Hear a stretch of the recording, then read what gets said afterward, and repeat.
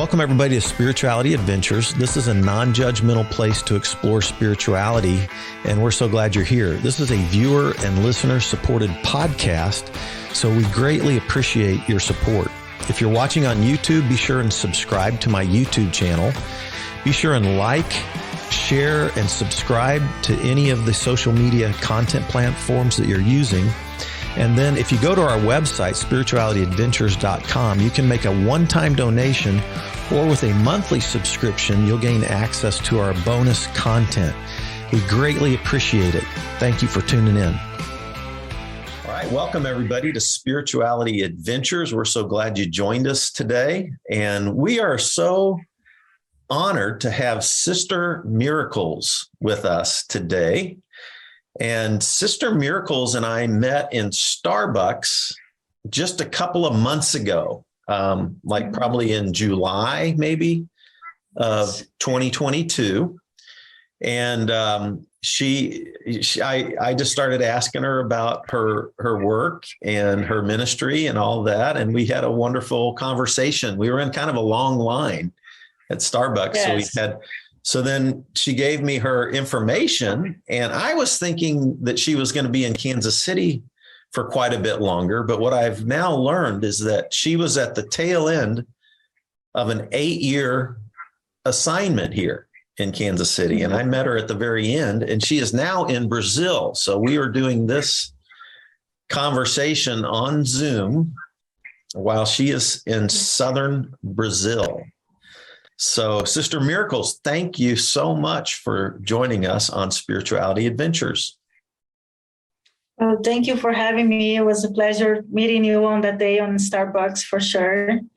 And my 8 years was just in Kansas, and the last 2 years I was traveling. So technically it's 10 altogether, 10 years in Kansas.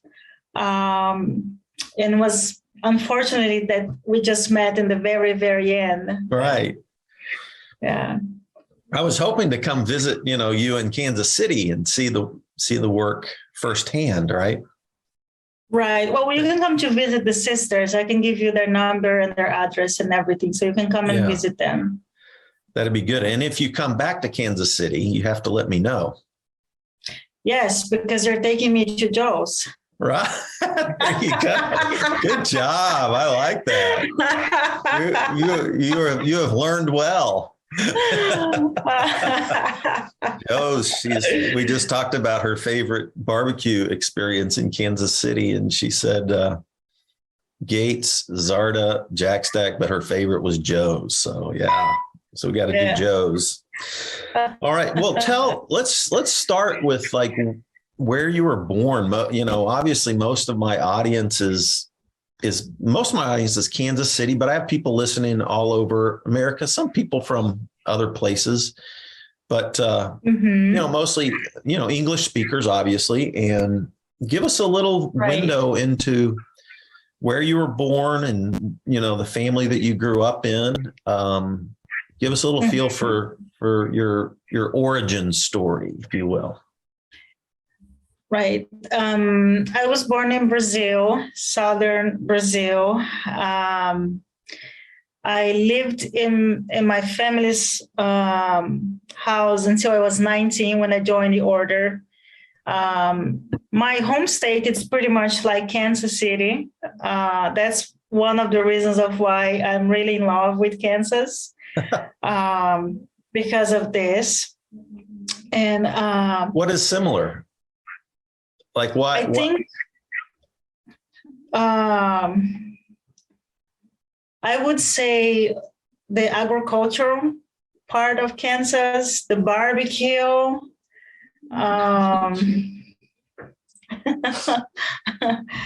Because you have there is Brazilian. Is there Brazilian barbecue? I've been to Brazilian steakhouses. Like I went to the one on the plaza. Fogo de chão? What do they call it? Fogo de chão? Yeah, Fogo de Chão. Yeah, I've been there. Been to a couple of the Brazilian steakhouses in Kansas City. But do you do barbecue in Brazil? We do, not in the same way that you do there. but we do, like you tried our barbecue, so you saw the difference a little. Mhm. And I'm a very good barbecuer, actually. Ah, wow. That's one of the things that as a family we have to do together every Sunday. Oh, serious. Yes. So you get together, family barbecue, talk, hang out. Yep. Beautiful. Normally we go to church, and then after church we will do it, or we spend the day together, and then in the evening we go to church together. Wow. Well, no wonder you like Kansas City. Yes. Oh, that's great. That's great. Yeah. So, did you go to public schools or did you go to Catholic schools growing up? Normally here in Brazil, it's not very common, the Catholic schools.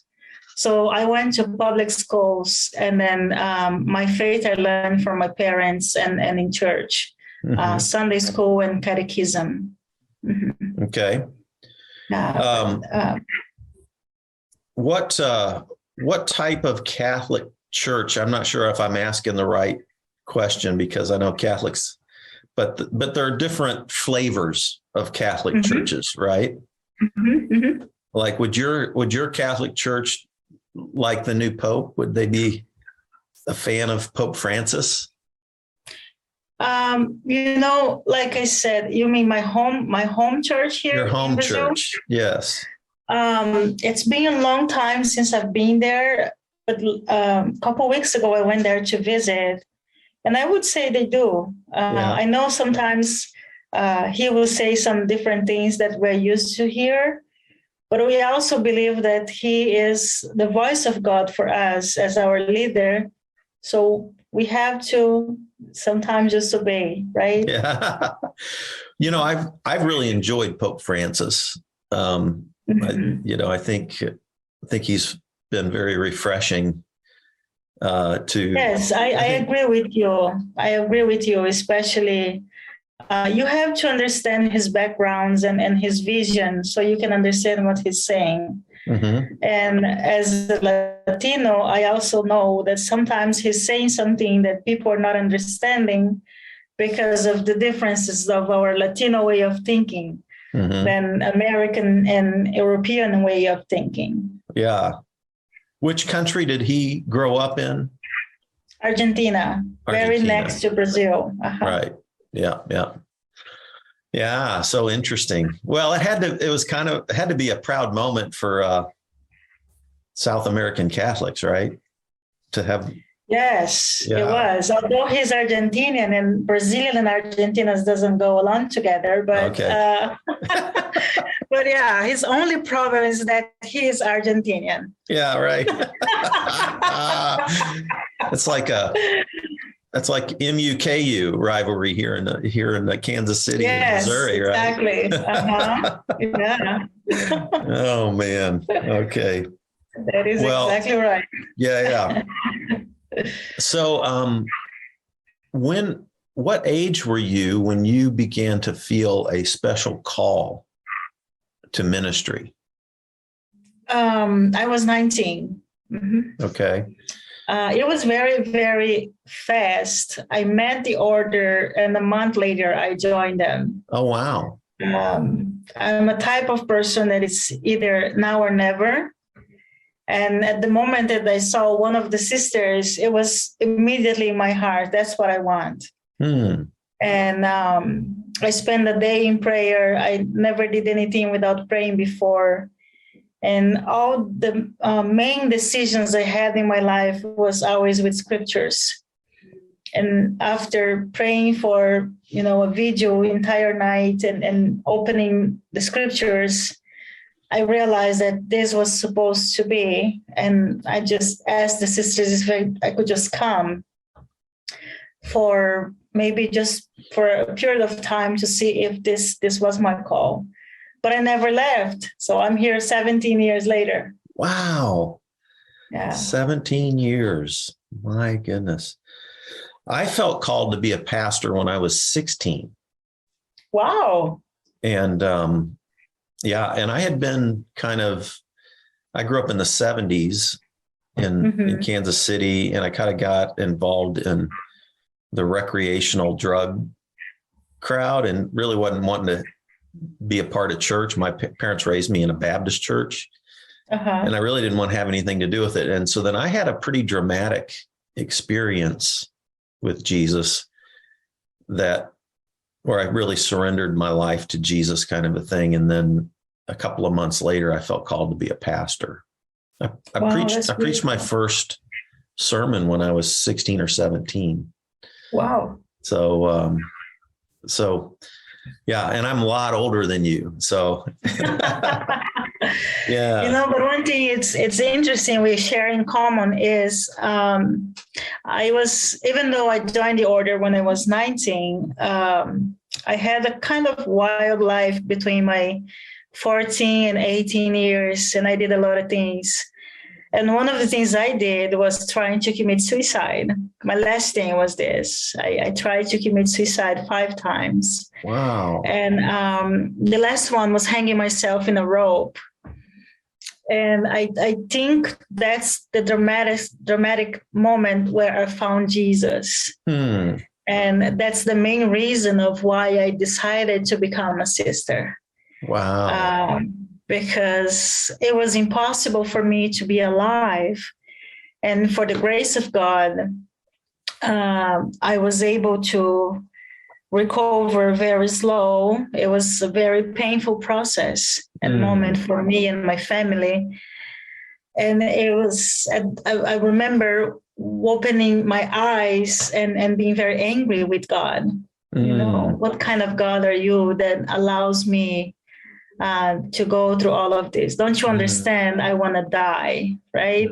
Where's my free will? That was my question for God. Where is my free will? We talk about free will. God gave us a free will. And then when I decided to just end my life, he doesn't allow me. So that's not free will, right? And in debating with him and arguing with him, I found in loving with him. Wow. That's so fascinating.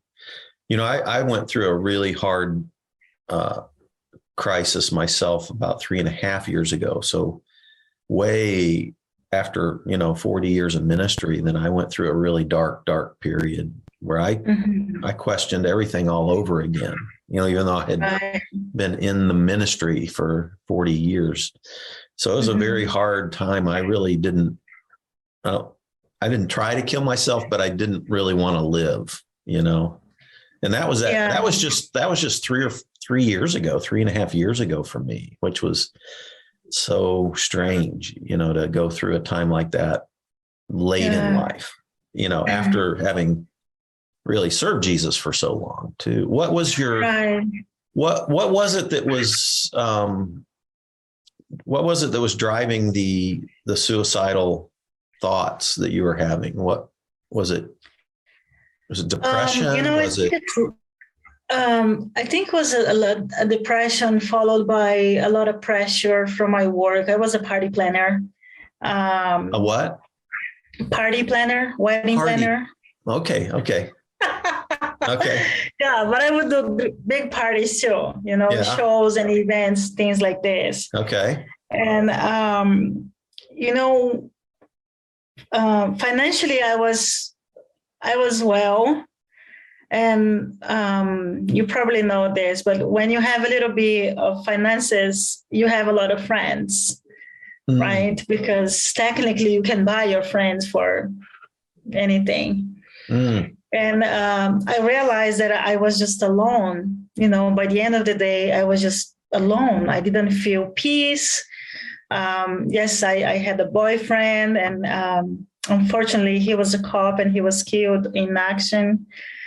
And losing him, and also noticing that all of my friends was not real friends. It was just, very hard. And I was involved with a lot of things too.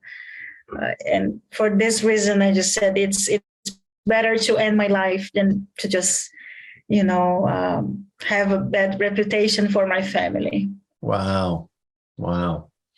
Thank you for sharing that. Yeah. So tell us about the order that you connected with. So you had this pretty dramatic experience when you were 19. Then, if you went from being suicidal to surrendering to a call and joining an order, that's a pretty dramatic turnaround, right? It is. And sometimes when I stop to think, I don't know. God knows everything, right? My order is 22 years old. So it's also a very young order. And when I joined them 17 years ago, it was just 30 of us divided in 4 houses. And our ministry is to work with the poor in their multiple phases, which means we go out to feed the homeless on the streets. We go to the prisons to visit them. Basically, Matthew 25, right? We also have houses where we receive men and women who suffer from addiction, and we can recover. And during this 9 months, they would live with us. And after 9 months, if they don't have families to go back, they can stay living with us in some of our houses, helping us out. Was this in Brazil? This is in Brazil. We are in 16 countries. So everywhere we are, we will have either one or the other, right? Okay. One of our main goals is to have a farm in the States where we can recover men and women. However, the codes and requirements are just too hard. And in Kansas City, for a period of time, we used to be a women's shelter, but we had to close due to city codes. Okay. And so when I first saw them, I just realized that that's what I wanted, to just give myself for something bigger than me, especially because, like I was saying, my very first thought was very anger towards God, right? And then when I realized how much he loved me because he allowed me to be alive, I just want to give myself meaning. And the meaning that I found was having these poor sisters, and we also have brothers who we live by donation. And I guess what the most caught my attention was their happiness. How could they be happy if they didn't have anything? And I had everything, right? I had my car, I had my own house, I had my money, everything that I wanted was just like this. And they didn't have anything. They were wearing flip-flops and happy all the time. And that's when as I was leaving, I joined the order, and living with them, I realized where the happiness would come from. And actually today, I just got home an hour ago, had lunch here, because for us, it's already 1:30 in the afternoon. We're 2 hours different. And I was coming from the streets because I was begging today. We had the selling this coming up week, and we didn't have anything to prepare what we need. So I went back in the stores. Yeah. So tell me a little bit about the order. Who founded this order? And then who would be your patron saints of this order? Right. Our order was founded by Father Gilson. He's a priest, and Sister Servant. She's one of our sisters. They founded together 21 years ago. Our 22nd anniversary is coming up this coming October. And our patron saints are St. Francis, St. Clare, St. Michael, and St. Paul. Francis and Clare gave us the simplicity of life that we are called to live. St. Michael is an inspiration for the spiritual combat and warfare that we have to face as we go out to ministry with our, we call them sons and daughters, our homeless. As we go out to help our sons and daughters and also bring them to our house, we must have a spiritual cover, right?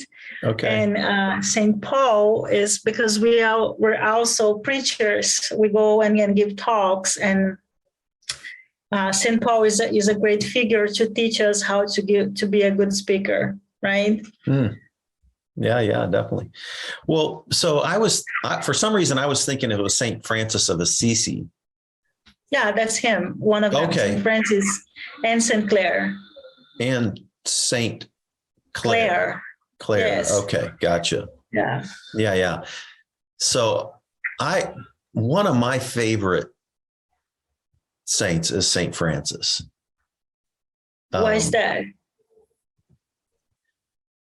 Well, so if I understand his story correctly, he grew up in a wealthy family, right? Mm-hmm. Yes. And then through all of his wild living experiences, he came to the end of himself, and he had a pretty dramatic surrender to Jesus, and really felt called to the poor. Yes, that's right. And I loved his solidarity with the poor, with the suffering, and with all of creation. I think St. Francis had a beautiful view of nature. Yes. And all living creatures. And all of God's beautiful creation. Right. I would call them brothers and sisters. Isn't that's beautiful though, I think. It is. If we only understood nowadays the love of everything and God's creation, we would be more respectful for things that we have. That's what I think. Interesting. One of my, so about 3 years ago, I was at my lowest spot that I've ever been in. I didn't really want to wake up and live. I was in a really dark place. And a friend of mine mailed me a copy of a book by a father named Richard Rohr. And he's a Franciscan priest. And the book was called Falling Upward. And it really helped bring my faith, got my faith off the ventilator. And then I started reading. I've read a lot of Richard Rohr, and I've connected with quite a few of his friends now. He's still living, but he's an author. He's written a lot of books. And so anyway, I've even become more of a fan. I'd read, I've studied a lot of church history, and I've read at least 2 biographies on St. Francis. But he's amazing. This particular author, Father Richard Rohr, really has ministered to my heart and spirit in a deep, deep way over the last 3 years. Wow, that's beautiful. So, well, yeah. So, okay. So did you do some studies then? Like, did you go to classes and seminary, and like, did you do some theology studies, that kind of thing? No, I did not do theology. We do have classes inside the order. It's a 4 years formation that it was given to us. And of course, I took some classes, but I would not consider college classes. It's just classes that we need to, inside the church. And most of my knowledge up to this point is I'm a lover of books. And of course, I have pretty good friends who also taught me a lot of things. Yeah. Who are your favorite authors that feed you spiritually? Henry Nouwen. What's your favorite Henry Nouwen book? Spiritual Direction. Okay. His books on spiritual direction. Yeah. Ignacio Larrañaga, his Italian priest. Ah. Okay. And then Green also is a very good author. Who? He would Victor Green. Spell his last name. Green. Okay. Okay. I haven't read him. Yeah, he's very good too. Okay. And there's some new authors like Scott Hahn and Father John Burke. He's also very good. Bishop Barron is very good. Bishop, oh, gracious God. I don't remember his last name now. Okay. Henry Nouwen and Fernandez Carvajal. And Henry Nouwen, he worked up, was it in Canada that he worked? Or did he have a home that he worked with at the end of his life that was in Canada? Or maybe I'm getting him mixed up with somebody else. I remember reading The Wounded Healer by Henry Nouwen. Whoops. There you are. You're back. We lost you for a second. Yeah. The Wounded Healer is one of my favorite Henry Nouwen books. The Return of the Prodigal Son. I love that one by Henry Nouwen. Yeah.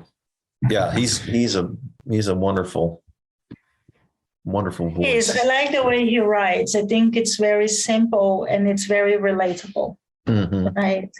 Yeah. Especially you say The Wounded Healer.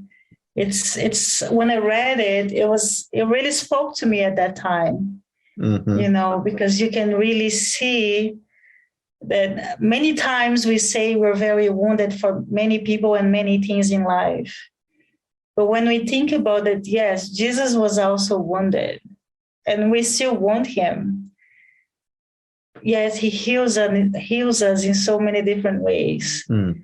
What are the ways that I can allow myself to be healed? That's what my question when I stopped reading that book, when I finished.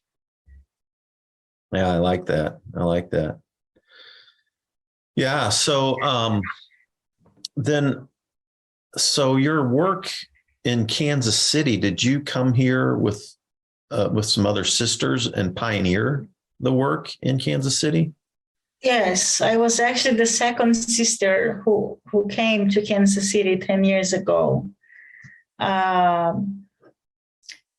We in Kansas City, we work with the homeless in KCK and KC Mo area, downtown area. And we also work with the Hispanic community. We have a large ministry among them. When we first got there, Archbishop Naumann, who was the one who invited us to Kansas, he asked us to, besides working in the streets with the poor, we also would ministry for the Hispanics, as it was one of his concerns that we could give something for the Hispanics. Mm-hmm. Mm-hmm. Yeah, big Latino population in Kansas City. It's a very big Kansas. Latino. Mm-hmm. Mm-hmm. Yeah. Yeah. And so did you begin the ministry in Kansas City? Did you just start going out on the streets, connecting with people? Did you actually start a shelter where people could come and stay? Did you have men and women? When I first moved in Kansas, we used to live above Shalom House, which is a men's shelter, right? And we lived there for a year and a half until we were able to have our own place. And when we moved to the new house where we live now, we became a women's shelter for another 2 years or so, or 4 years, I would say. And we first started in Kansas going out with a PJ sandwich and a little bit of water and, finding 5 or 6 guys on the streets. And from that 5 or 6, it was becoming bigger and bigger. And now we serve maybe 80 or 100, depending on the day, every time we go out in the streets of KCK and KC Mall. Okay. So now we don't have any PJs anymore. We have a ham and cheese, which is a little better. Yay! And the food is just a way that we have to connect with them. That's not the main reason why we go out. The main reason of why we go out is to let them know they're loved, they're cared for.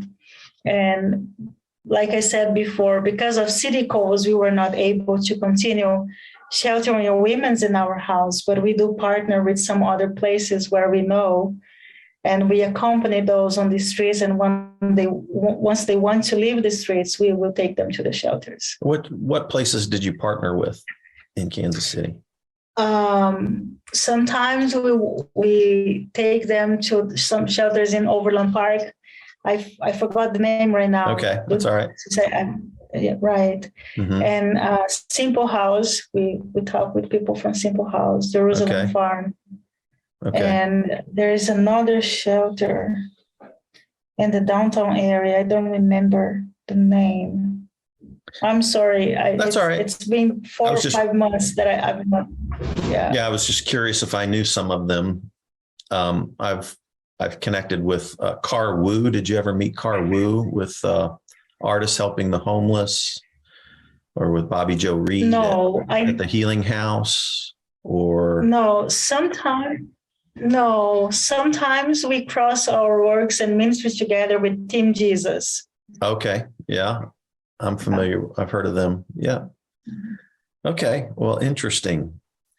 So I'm curious, like one of the values that I think is deeply in your tradition and your order is that when you go to the streets and minister to the poor or the addicted or, the abused people, or the prisoner, that you are in some way connecting with Jesus. Yes. And that in that connection with Jesus and his solidarity with the poor and the prisoner and the homeless, there's life that you receive from the very life of Jesus as you do this work. Yes. Is that accurate? It is. And I would go even further and say that every time I was praying for some decisions I had to make, the best conversations I had was with them on the streets. When you said, it's interesting, when I had my lowest moment after 40 years of ministry, I was just thinking, in the 17 years, I also had my ups and downs. And during my down moment, it was normally, and it's very common, that I would be all bright up by going out and feed the homeless. It's very powerful, seeing that the face of Jesus is hidden in each one of them. And when you give them just a cup of water and they give you back that smile, it just, gives your life meaning. When you go there and you sit down on the street and you give them little food and they start eating next to you and say, wow, thank you, that's what I needed today. It gives you meaning, because I remember one time, I would never forget this. That was, I think it was the most powerful moment that I had with Jesus, honestly. After I realized that my vocation was to be a sister, due to the fact that he gave my life back, my powerful moment with him was right after I joined the order. I never liked homeless, never. And I didn't grow up with a lot of homeless around me. And here in my state, we don't see a lot of homeless on the streets. When we talk about the poor, we're talking about the poor families who barely have anything. That was the poor for me. And when one of the sisters said, well, the only thing we can offer you is the poor to care. And I said, okay, sign me up, right? I met them on Sunday, and on Tuesday, like, I'm joining. And so I was transferred to São Paulo, which is a big city here in Brazil, another state, very famous. And poverty there, it's way different, right? And so when she said, oh, today is the day that we're taking care of the poor. I'm like, okay, we're going to go visit some families. Mm. Little did I know that we were going actually to, heal some wounds of the poor on the streets. And I remember this gentleman, he came and his feet was very wounded. It was almost 3 fingers deep, And one of my brothers said, you have to clean it up. And I was, no, I'm not. And he said, yes, you have to clean it up. And I felt very disgusting, right? And I was very disgusted by everything. And I was about to throw up. And this gentleman looked at me and said, do you want to throw up because of me? Mm-hmm. And I could not say yes, right? I did a very white lie. And I said, no, it's nothing to do with you. It's about me. And when I finished, I said, okay, you're all finished. Maybe next week you can come.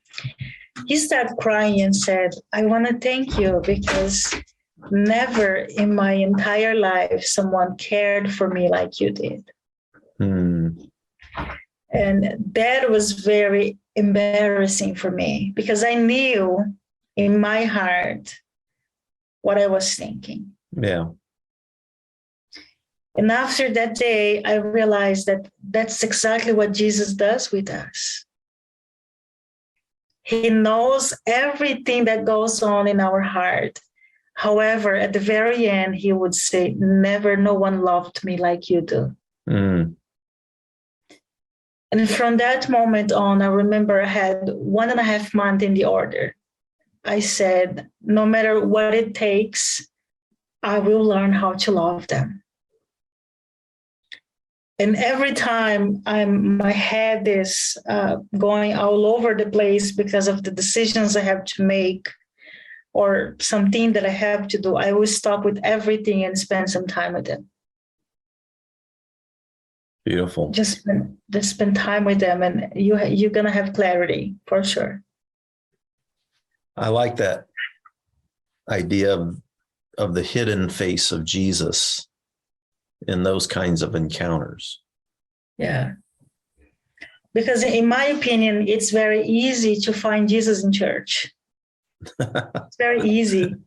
Some people some people find that hard, actually. It's interesting, isn't it? Some people find that easy, and some people actually find it hard. Well, I think what I meant to say is it's easy to look at these places and say, okay, we know for sure God is in church, but sometimes he's not. Right? That's right. That's what I mean. Yeah. Exactly. Sometimes we find everything but God. Yeah. We used to tease and say, God has left the building. Yes, exactly. Where is he? Yeah. But it's very easy to get all dressed up and hear the sermons on Sunday. Right. Yeah. But it's very hard. It's comfortable. Right. Yeah. It's comfortable, mm-hmm. But it's painful and it's hard to leave the building and find the same God. Mm. Right? Mm-hmm. It's very easy. I remember one time our founder was giving a homily. And for us Catholics, we have the Eucharist, right? Mm-hmm. And he said, what if we tell people that Jesus in the Eucharist was thrown on the stairs of the Cathedral of São Paulo? wouldn't be a lot of videos, and it wouldn't be in the news that someone broke into the church and, messed up with Eucharist for the Catholics. Mm-hmm. And everybody said, yes, that would be terrible. That would be, so heartbroken, and it should never be this, and it would be videos and this and this and this. And he said, but he is thrown on the stairs. Mm. Look how many homeless we have in the stairs. Mm. Wow. But we only go to the cathedral to see Jesus that is inside the tabernacle. Mm-hmm. What about Jesus that is on the stairs as you process him? Right. Yes. Right. And as an order, one of our greatest values is to find Jesus, not only on the poor on the streets, but in the poor in their multiple faces. Sometimes Jesus can be very rich materially, right? But he's hidden in a very, very poor person inside. So I like that. And I think in nature too, even in nature, like you mentioned earlier, that,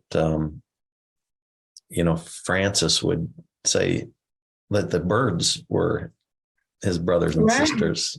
Mm-hmm. That's a beautiful thought as well. Right. I personally feel that we are called to be bridges, not walls. We have to make bridges, not walls. Yeah.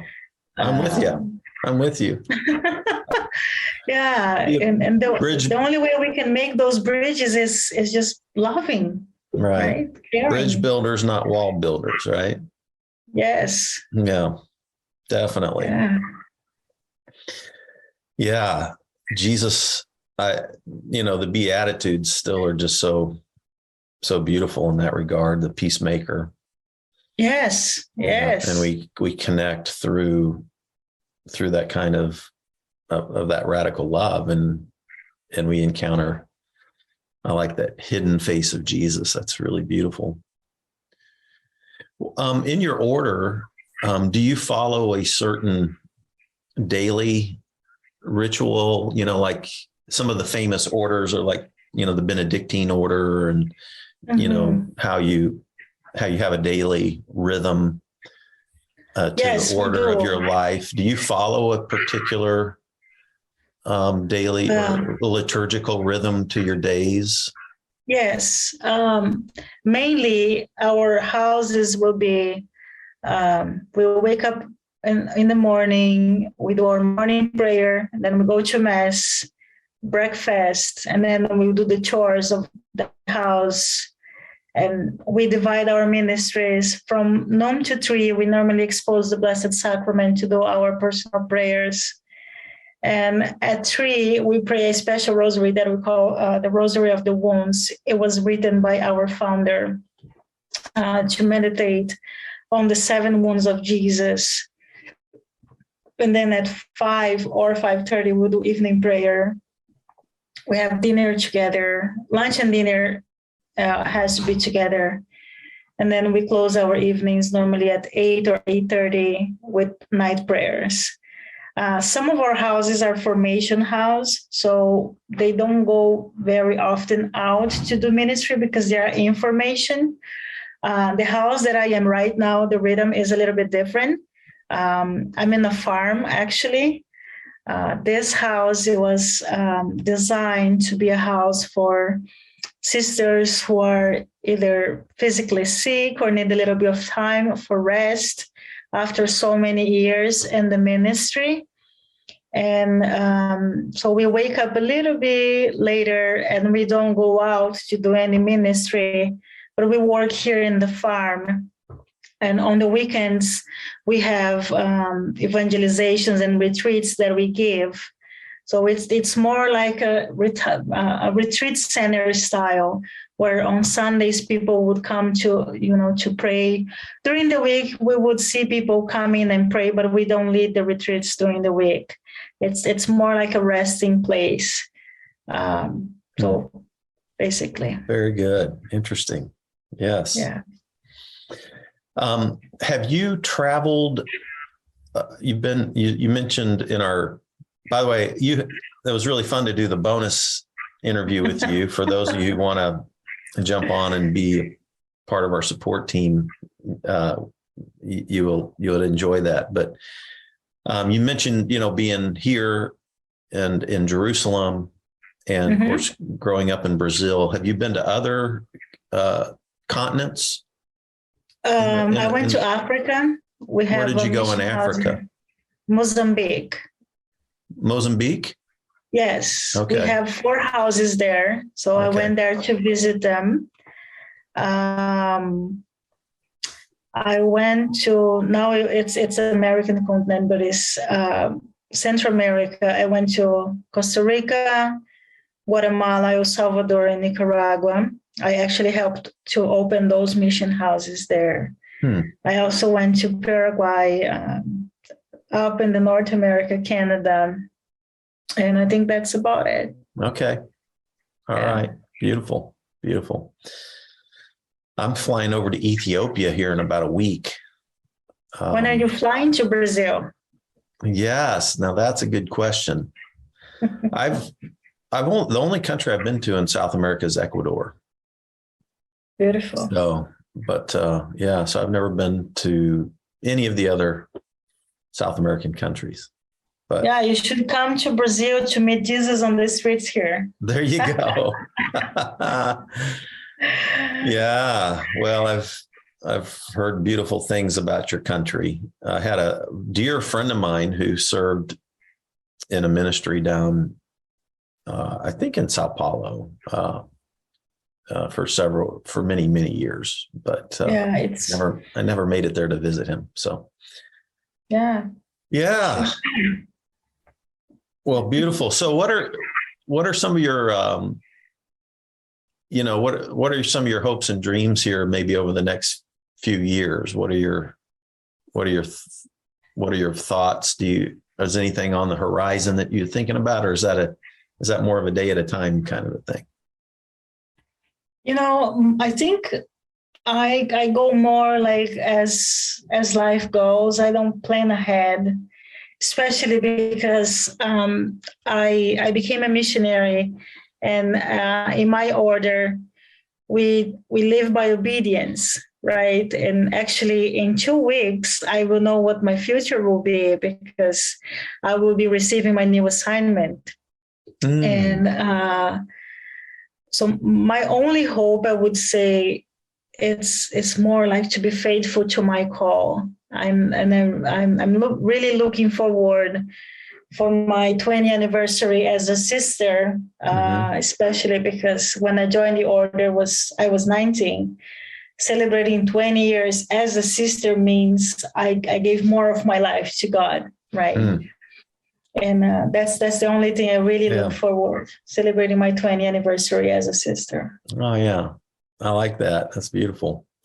Well, you need to be sure and send me an email and let me know where your new assignment is taking you. I'd be curious. I will. To know. I will. Yeah. So. Yeah. Very good. Very good. Well, this is beautiful. Is there anything you'd like to say to our audience before we close our time? Sure. This past 2 weeks, I've been meditating on how much we can surrender to God. How much can you give God every day? And like I said, I'm living in a farm now, and the only thing you can hear here is the wind, honestly. And I'm being very, very gifted to with my superiors to be here. And one of the graces that I received was being able to wake up very early with no noises from the city and nothing, just the birds, and praying with Jesus every morning in our chapel. And so many times it's very dark. I like to go there around 4:30 or 4 in the morning. So it's completely dark and only the light, the sanctuary light is lit. And I was meditating this past year and this past 2 weeks, especially, how many times we think everything is just dark right now. We can't see anything, right? And in a sense, it gives us desperation, it gives us depression, it gives us anxiety and all of this.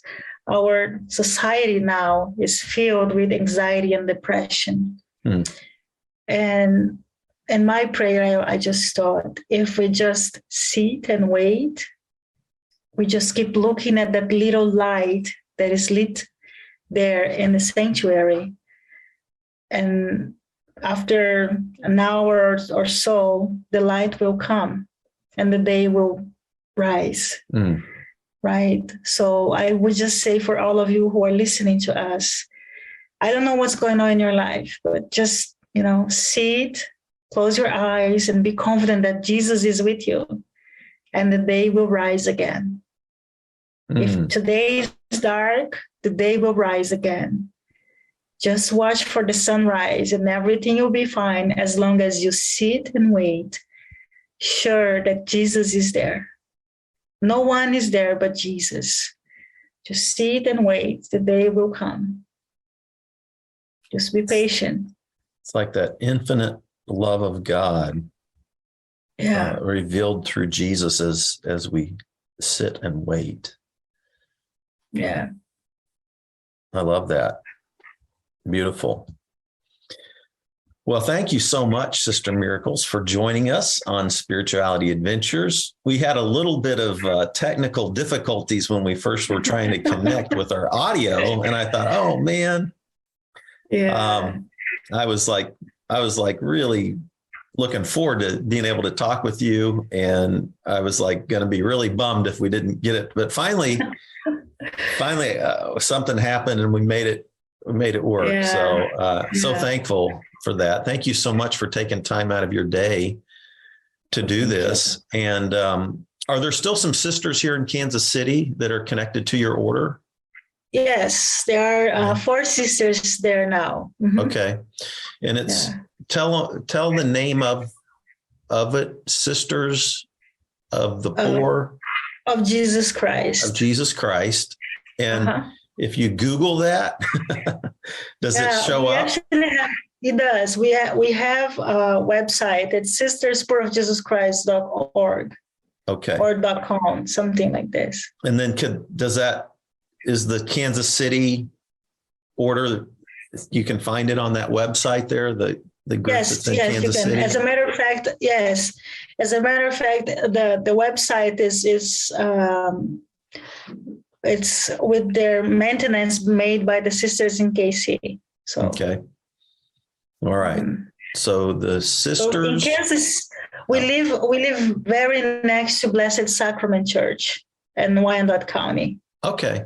Yes. So there's no way you cannot find us there. I think is Father Dennis Waits connected to that church? Does that name sound familiar?